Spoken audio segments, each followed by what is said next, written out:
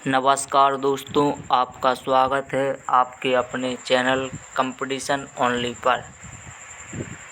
तो पिछली वीडियो में हमने कोशिका की संरचना के बारे में पढ़ा था। तो इसमें कोशिका विभाजन पढ़ते हैं। इसमें कोशिका विभाजन के बारे में पढ़ेंगे। ये टॉपिक थोड़ा कन्फ्यूजन है पर हम डायग्राम की सहायता से पढ़ेंगे। बहुत ही आसान तरीके से पढ़ेंगे डायग्राम की सहायता से। पूरे टॉपिक को डायग्राम की सहायता से कवर किया है। तो आप पहले पूरी वीडियो को देखें और फिर प्रीवियस क्वेश्चन करें। तो चलिए बिना देरी किए हुए वीडियो को शुरू करते हैं। तो चलिए वीडियो की शुरुआत करते हैं और कोशिका विभाजन के बारे में पढ़ना शुरू करते हैं। एक कोशिका अपने आप को विभाजित करके बहुत सी नई कोशिकाएं बनाती है। इसी को कोशिका विभाजन कहते हैं। कोशिका विभाजन क्यों ज़रूरी है? तो वृद्धि के लिए और विकास के लिए और प्रजनन के लिए ज़रूरी है। पिछले वीडियो में भी बताया था कि हमारा शरीर बहुत सारी कोशिकाओं से मिलकर बना है। एक कोशिका दिख रही है आपको स्क्रीन पर। तो अपने शरीर को छोटे छोटे पार्ट में डिवाइड करें तो सबसे छोटी इकाई होगी ना तो कोशिका होगी। एक कोशिका का डायग्राम है कोशिकाओं का।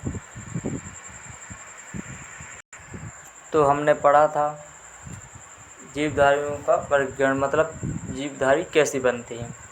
तो कोशिकाओं का समूह मिलकर क्या बनता है? टिश्यू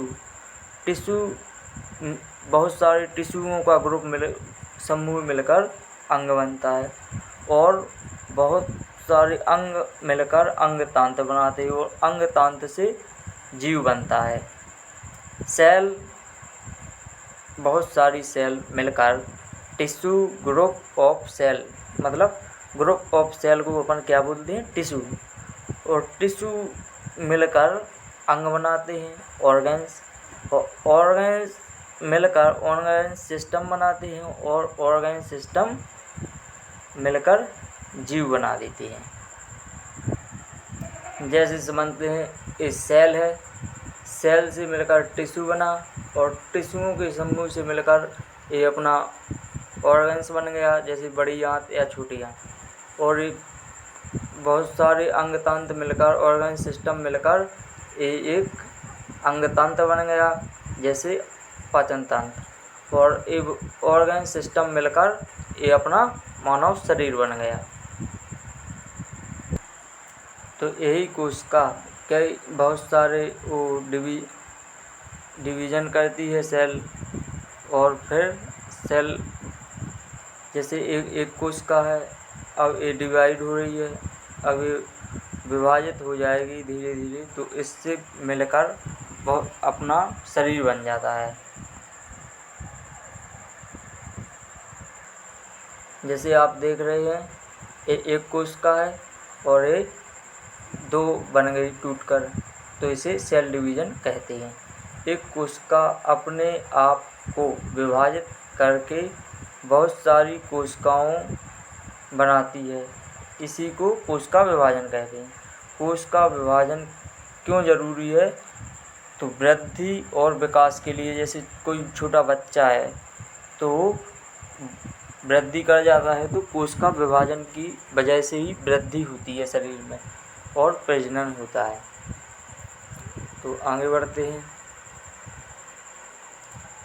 अब कोशिका विभाजन के बारे में सबसे पहले किसने बताया था? तो रिचर्ड विर्चाउ ने। कोशिका विभाजन, सेल डिवीज़न को सर्वप्रथम 1855 ईस्वी में विर्चाउ ने देखा और इनने क्या कहा था? ओमनी सेलुला ई सेलुला।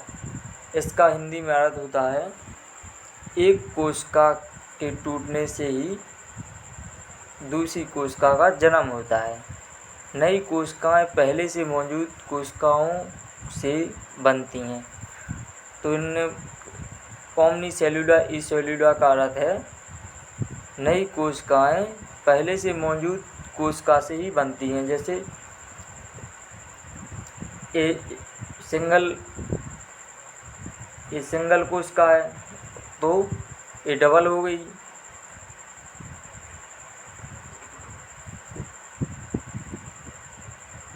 ये सिंगल कोशिका है और ये दो बन गई तो ये डिवाइड हो गई, तो इसे कहते हैं ओमनी सेलुलर ई सेलुलर, मतलब मातृ कोशिका से ही संतत कोशिका बनती हैं, डॉटर सेल।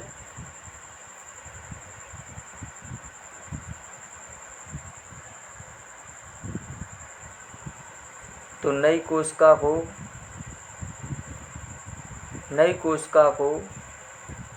मातृ कोशिका कहेंगे, पुरानी कोशिका को मातृ कोशिका कहेंगे और नई कोशिका को संतत कोशिका या डॉटर सेल कहेंगे। तो आगे चलते हैं, कोशिका विभाजन को समझते हैं। तो कोशिका विभाजन होता है ना, तो ये तीन प्रकार का होता है।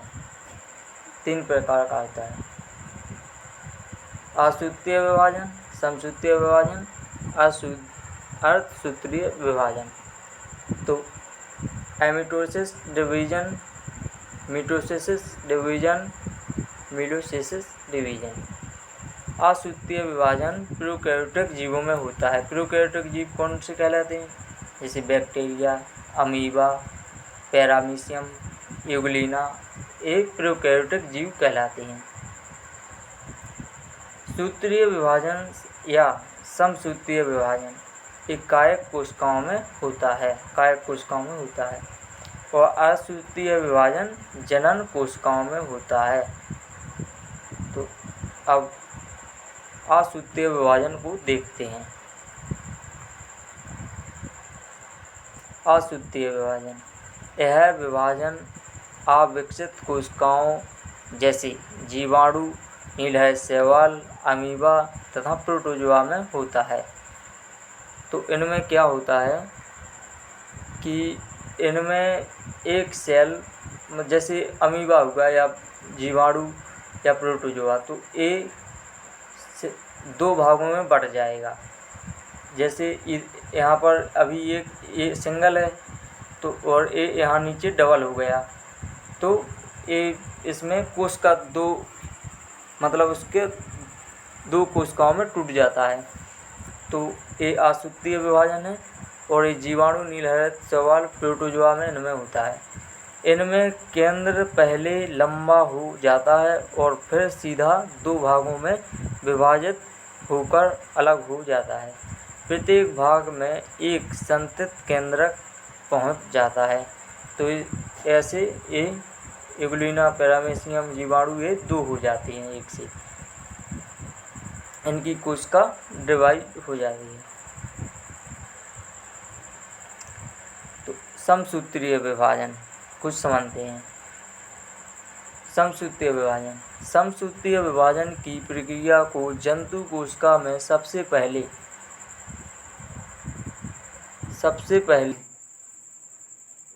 जर्मनी के जीव वैज्ञानिक वोल्थेयर फ्लेमिंग ने 1879 में देखा। इन्होंने ही सन 1882 में इस प्रक्रिया को माइटोसिस नाम दिया। यह विभाजन कायिक कोशिकाओं सोमैटिक सेल में होता है। यह घाव भरने का कार्य करता है। यह कटे फटे अंगों की मरम्मत करता है। जैसे अपन को कोई चोट लग गई या खून निकल गया, कहीं घाव हो गया, तो वहाँ पर समसूत्रीय विभाजन से वो घाव ठीक हो जाता है। उसमें कौन सा विभाजन होता है अपने घाव ठीक होने में? समसूत्रीय विभाजन। इस प्रक्रिया में मातृ कोशिका मदर सेल से दो पुत्री कोशिकाओं का निर्माण होता है और प्रत्येक पुत्री कोशिका में गुणसूत्रों की संख्या मातृ कोशिका में उपस्थित गुणसूत्रों की संख्याओं के बराबर होती है। जैसे गुणसूत्र 46 होते हैं, तो अगर दूसरी कोशिका बन रही तो उसमें भी बराबर गुणसूत्र जाएंगे 46 46 46 46।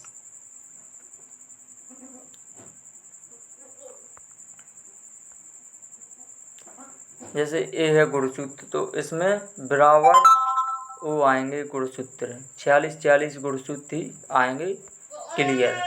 जैसे 46 गुणसूत्र इसमें और 46 उसमें गुणसूत्र बराबर आएंगे अपने। समसूत्रीय विभाजन में गुणसूत्र नई कोशिकाओं में टूटते हैं तो बराबर जाती हैं।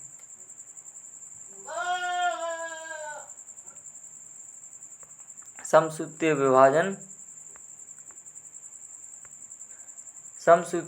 विभाजन दो अवस्थाओं में पूरा होता है। इंटरफेज आंतरिक अवस्था और सूत्रीय अवस्था मिटोसिस फेज। तो पहले अंतरावस्था इंटरफेज में होता है। कैसा? कोशिका विभाजन की तैयारी होती है। कोशिका विभाजन की तैयारी अंतर अवस्था में होती है। समसूत्री विभाजन की दो अवस्थाओं में पूरा होता है। ऐसा समझ लीजिए कि समसूत्री विभाजन के दो स्टेप हैं। पहला है इंटरफेज और दूसरा है मेसोसिस फेज, सूत्रीय अवस्था। तो कोशिका विभाजन की तैयारी अंतरावस्था में होती है और सबसे बड़ी अवस्था 95% समय लगता है अंतरावस्था में। सबसे ज़्यादा समय कहाँ लगता है? 95% इंटरफेज में। तो कोशिका विभाजन की तैयारी कहाँ होती है? इंटरफेज में। सबसे बड़ी अवस्था 95% समय कहाँ लगता है? अंतरावस्था इंटरफेज में लगता है। अब इसके बाद सूत्रीय विभाजन में जाती है। तो सूत्रीय विभाजन में कैसा चल रहा है? पहले केंद्रक विभाजित होता है। कैरियोटिक केंद्रक विभाजन होता है पहले। तो पहले होगा प्रोफेज, फिर मेटाफेज, एनाफेज और टेलोफेज। इसके बाद में कोशिका विभाजन होता है। केंद्रक विभाजन होने के बाद ही कोशिका का विभाजन होगा। जैसे केंद्रक विभाजन हो गया कितने में? 4 अवस्थाओं में, प्रोफेज, मेटाफेज, एनाफेज और टेलोफेज। अब इसके बाद में कोशिका विभाजन होता है। तो बाद में कोशिका विभाजन होता है तो 46 46 गुणसूत्र दोनों जगह दोनों कोशिकाओं में जाती हैं। तो पेपर में बहुत बार पूछा जाता है कि केंद्रक विभाजन कितनी अवस्थाओं में होता है? तो 4 अवस्थाओं में, प्रोफेज, मेटाफेज, एनाफेज, टेलोफेज। तो ये बिल्कुल याद रखना। तो आगे डायग्राम की सहायता से समझते हैं केंद्रक विभाजन को। केंद्रक विभाजन तो प्रथम फेज में, प्रोफेज में केंद्रक यहाँ पर टूटने के लिए होगा थोड़ा। अब इसके बाद में सेकंड अवस्था में केंद्रक दूर दूर हुआ और थर्ड अवस्था में ये और दूर हो गए और फोर्थ अवस्था में टेलोफेज में ये दोनों अलग अलग हो गई। तो इसको आगे समझते हैं। आप अभी इतना ही समझ लीजिए बस। केंद्रक विभाजन 4 चरणों में पूरा होता है, ये याद रखना। अभी तक चैनल को लाइक और सब्सक्राइब नहीं किया हो तो लाइक करें और सब्सक्राइब करें और कमेंट करें। आगे बढ़ते हैं। तो केंद्रक का विभाजन कितने चरणों में होना है? तो केंद्रक का विभाजन 4 चरणों में होना है। तो पहला चरण है प्रोफेज, पूर्णावस्था। कोशिका के वास्तविक विभाजन की शुरुआत होती है। इसमें क्रोमोसोम झुंड में दिखाई देती हैं। इस अवस्था में क्रोमोसोम को गिना नहीं जा सकता है और इसमें तारककाय, सेंट्रोसोम दोनों ध्रुवों की ओर जाने लगते हैं। तो प्रोफेज में सिर्फ तैयारी हुई थी कोशिका विभाजन की, और यहाँ इंटरफेज में तैयारी शुरू हुई थी कोशिका विभाजन की, और प्रोफेज में कोशिका विभाजन शुरू हो जाता है। तो मेटाफेज सेकंड अवस्था है। इस अवस्था में क्रोमोसोम माध्य में एक लाइन में व्यवस्थित हो जाते हैं। एक लाइन में व्यवस्थित हो जाते हैं और इस अवस्था में क्रोमोसोम को आसानी से गिना जा सकता है तथा अध्ययन की दृष्टि से यह सबसे महत्वपूर्ण अवस्था है। अगर किसी को जानना हो इसके बारे में डिटेल में तो मेटाफेज को ही पढ़ना पड़ेगा, मेटाफेज का अध्ययन करना पड़ेगा, क्योंकि इसमें ए लाइन से गुणसूत्र डिवाइड हो जाते हैं 2 लाइनों में। इसमें तारकाय सेंट्रोसोम दोनों ध्रुवों पर पहुंच जाते हैं। ये दोनों ध्रुवों पर पहुंच रहे, इस साइड और इस साइड पहुंच जाते हैं तथा तारकायों से तरकु तंतु निकल जाते हैं। यहाँ पर एक तरकु तंतु निकल जाते हैं। यहाँ आप देख रहे सेंट्रोसोम दोनों ध्रुवों पर पहुंच गई। ध्रुवों पर पहुंचने से ये तंतु और तरकु दोनों निकल आते हैं। स्पाइनल फाइबर इंग्लिश में बोलते हैं इनको। ये धागे नुमा संरचना सेंट्रोसोम से निकलना शुरू हो जाती है चौथी अवस्था में, टेलोफेज में। तरकु तंतु स्पाइनल फाइबर क्रोमोसोम को दोनों ध्रुवों की ओर खींच लेता है। यह कोशिका विभाजन की सबसे छोटी अवस्था है। तो ये तरकु और तंतु को नीचे की ओर खींचता है। तीसरी अवस्था में एनाफेज में तरकु तंतु को, स्पाइनल फाइबर को। तो ये कोशिका विभाजन में सबसे छोटी अवस्था है। तो आप देख रहे हैं इसने गुणसूत्रों को यहाँ से दोनों ने अपनी ओर खींच लिया है ध्रुवों की। यह कोशिका विभाजन की सबसे छोटी अवस्था है। तो हमने 3 फेज देख लिए। अब उसके बाद है अंतिम अवस्था। अंतिम अवस्था टेलोफेज। गुणसूत्र विपरीत ध्रुवों की ओर एकत्रित हो जाते हैं। गुणसूत्र समूह के चारों तरफ केंद्र झिल्ली का निर्माण करते हैं। एक कोशिका के अंदर 2 केंद्रक का निर्माण हो जाता है। तो चौथी अवस्था टेलोफेज। टेलोफेज में क्या होता है, थोड़े जुड़े रहते हैं और इसमें 2 केंद्रक अलग अलग हो जाते हैं। तो इसमें एक झिल्ली का निर्माण करने लगते हैं और एक केंद्रक, एक ही कोशिका में 2 केंद्रक होते हैं। अब इसके बाद कोशिका विभाजन होता है। अब आगे कोशिका विभाजन होगा इसके बाद। तो कोशिका विभाजन, कोशिका का विभाजन अब शुरू हो रहा है। यहाँ तक अपन ने टेलोफेज तक देखा।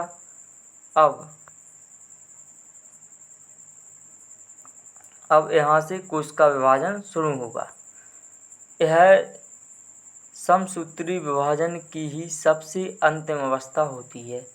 इस अवस्था में कोशिका द्रव 2 भागों में विभाजित हो जाता है, अर्थात एक कोशिका से 2 कोशिकाओं का निर्माण होता है। तो कोशिका विभाजन में एक कोशिका है, इससे 2 कोशिकाओं का निर्माण हो जाता है। तो आगे देखते हैं अर्धसूत्रीय विभाजन। फार्मर तथा मूरे ने 1905 में कोशिकाओं में अर्धसूत्रीय विभाजन को म्यूटेसिस नाम दिया। अर्धसूत्रीय विभाजन की खोज सर्वप्रथम बिजमैन ने की थी, लेकिन इसका सर्वप्रथम विस्तृत अध्ययन स्ट्रॉसबर्गर ने 1888 में किया। यह विभाजन केवल जनन कोशिकाओं स्पर्म और ओवम में होता है। इसमें पुत्री कोशिका डॉटर सेल में गुणसूत्र की संख्या मातृ कोशिका में उपस्थित गुणसूत्रों की संख्या की आधी होती है। इसमें विभाजन की क्रिया 2 बार होती है, जिसके फलस्वरूप 4 पुत्री कोशिकाओं डॉटर सेल का निर्माण होता है। तो हमने अर्धसूत्रीय विभाजन पढ़ लिया ये वाला। अब तीसरा समसूत्रीय विभाजन पढ़ लिया अपन ने। अब ये अर्धसूत्रीय विभाजन भी पढ़ लिया ये वाला। और अब इसके बाद अर्धसूत्रीय कोशिका विभाजन पढ़ना। तो ये वाला M1 फेज है और ये वाला M1 फेज है और ये M2 फेज है। तो पहले कोशिका 2 भागों में टूटेगी बराबर 23-23 गुणसूत्रों में। इसके बाद वो 23-23 भी 2-2 में टूट जाएगी तो 4 हो जाएंगी।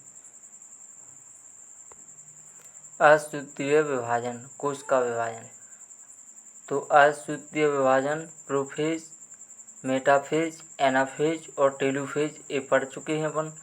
अब इसके बाद असूत्रीय विभाजन में असूत्रीय विभाजन 1 मीसोसिस में टेप्टोटेन, लेप्टोटेन, जाइगोटेन, पैकेटेन, डिप्लोटेन, डाइकाइनेसिस ये पढ़ना है और समझना है। और असूत्रीय विभाजन 2 में अपन को समझना है समसूत्रीय कोशिका विभाजन के समान ही होता है। इस समसूत्रीय कोशिका विभाजन के समान ही होता है, जिसमें एक जनन कोशिका का 4 पुत्री कोशिकाओं का निर्माण हो जाता है। तो इसको आगे समझते हैं। लेप्टोटेन। तो लेप्टोटेन को समझते हैं अब। असूत्रीय विभाजन 1 में लेप्टोटेन को समझते हैं। लेप्टोटेन इस अवस्था में गुणसूत्र उलझे हुए पतले धागों की तरह दिखाई पड़ते हैं। इन्हें क्रोमेटिन कहते हैं। एक क्रोमेटिन है, एक उलझे हुए दिखाई दे रहे हैं, एक क्रोमेटिन है। ठीक, तो ये धागे जैसे दिखाई देते हैं। अब आगे बढ़ते हैं। लेप्टोटेन को समझ लिया, अब जाइगोटेन को समझते हैं।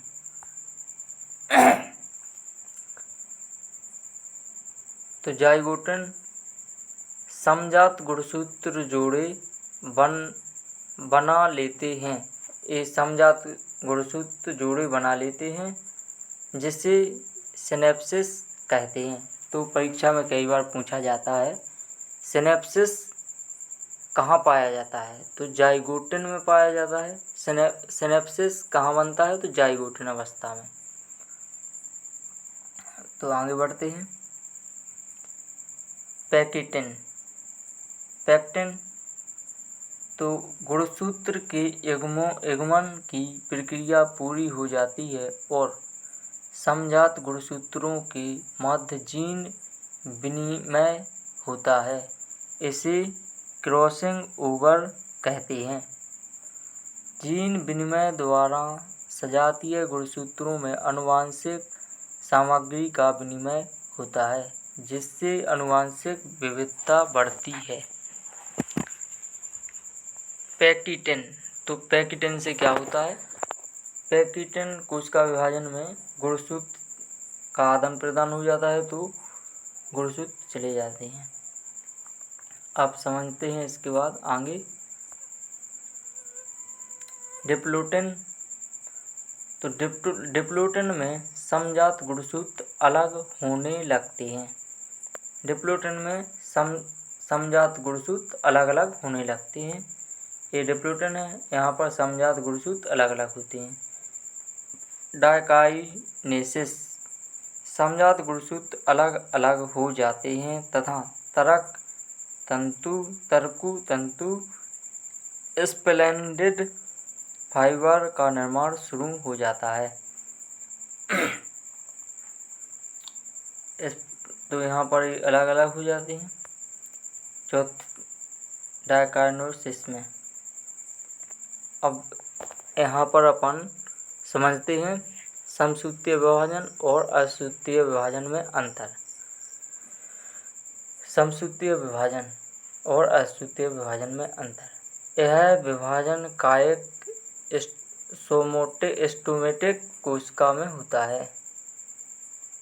यह विभाजन जनन कोशिकाओं में होता है। इस विभाजन में कम समय लगता है, इस विभाजन में अधिक समय लगता है। समसूत्रीय विभाजन में विभाजन के दौरान एक कोशिका से 2 कोशिकाएं बनती हैं। असूत्रीय विभाजन में एक कोशिका से 4 कोशिकाएं बनती हैं।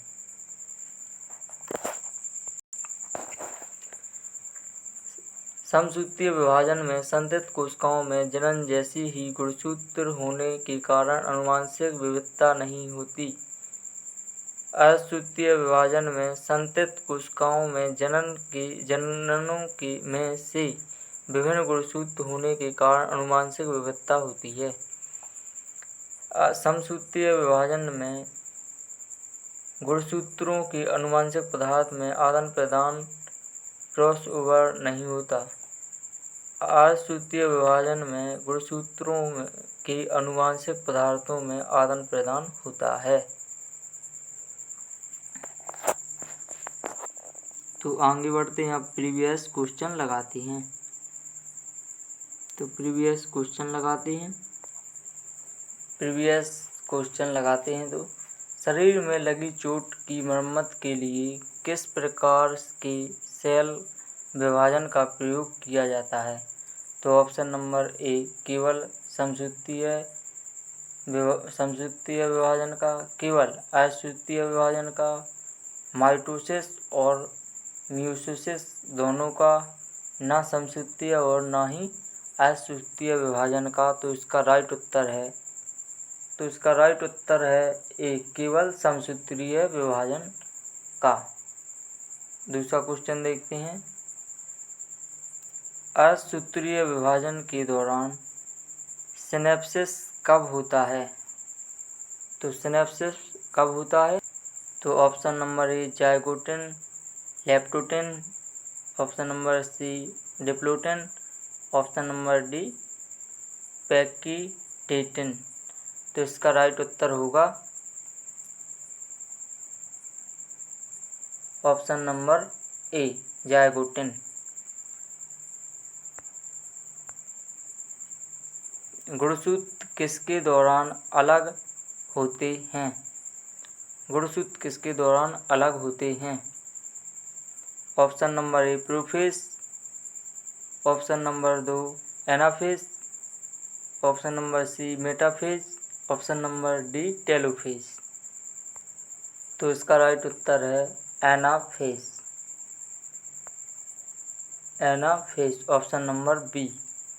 गुणसूत्र किसके दौरान अलग होते हैं? तो एनाफेज के दौरान गुणसूत्र अलग हो जाते हैं। क्रॉसिंग ओवर के दौरान होता है। तो डिप्लोटिन, पैक्सीडेटिन, लेप्टोटिन, जाइगोटिन। तो इसका सही उत्तर है, तो इसका सही जवाब होगा पैक्सीडेटिन। आगे बढ़ते हैं। निम्नलिखित में से कौन सा चरण कोशिका चक्र में शामिल 95% समय पर कब्जा कर लेता है? तो option number A interphase, karyokinesis, metaphase, anaphase. तो इसका सही उत्तर है interphase, option number A, option number A. न्यूनीकरण विभाजन की पूर्णावस्था में कई चरण होते हैं। सही कालानुक्रम क्या है? तो option number A, B, C, D इनमें से कौन सा सही है? सही जवाब होगा, पहले आएगा लेप्टोटेन, फिर आएगा जाइगोटेन, पैकेटेन, डिप्लोटेन और डायकाइनेसिस। तो इसका सही उत्तर होगा option number D. Next question देखते हैं।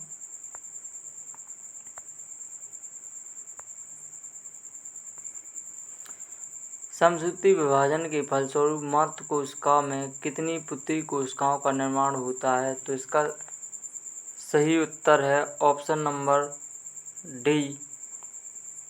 Option number D. असूत्रीय विभाजन के फलस्वरूप मात्र कोशिका से कितनी पुत्री कोशिकाओं का निर्माण होता है? तो इसका ऑप्शन नंबर है 4, सी। असूत्रीय विभाजन के फलस्वरूप मात्र कोशिका से कितनी पुत्री कोशिकाओं का निर्माण होता है? तो ऑप्शन नंबर सी 4 पुत्री कोशिका। असूत्रीय विभाजन होगा तो 4 पुत्री कोशिकाएं होंगी, समसूत्री विभाजन में 2। आगे बढ़ते हैं। असूत्रीय विभाजन होता है तो असूत्रीय विभाजन हमें कहाँ देखने को मिलता है? असूत्रीय विभाजन कहाँ होता है? तो ऑप्शन नंबर बी, जनन कोशिकाओं में देखने को मिलता है। ऑप्शन नंबर बी, जनन कोशिकाओं। समसूत्री विभाजन में पुत्री कोशिकाओं में गुणसूत्र की संख्या मात्र कोशिकाओं में उपस्थित गुणसूत्रों की संख्या के होती है। तो इसका सही उत्तर है ऑप्शन नंबर ए, बराबर होगी। समसूत्री विभाजन में पुत्री कोशिकाओं में गुणसूत्रों की संख्या मात्र कोशिका में उपस्थित गुणसूत्रों की संख्या के कितनी होगी? बराबर होती है। तो आज का ये लास्ट क्वेश्चन था। कमेंट कर ज़रूर बताएं कैसा लगा। लाइक और सब्सक्राइब करें और कमेंट में एक प्यारा सा कमेंट करें। जय हिंद दोस्तों, जय भारत।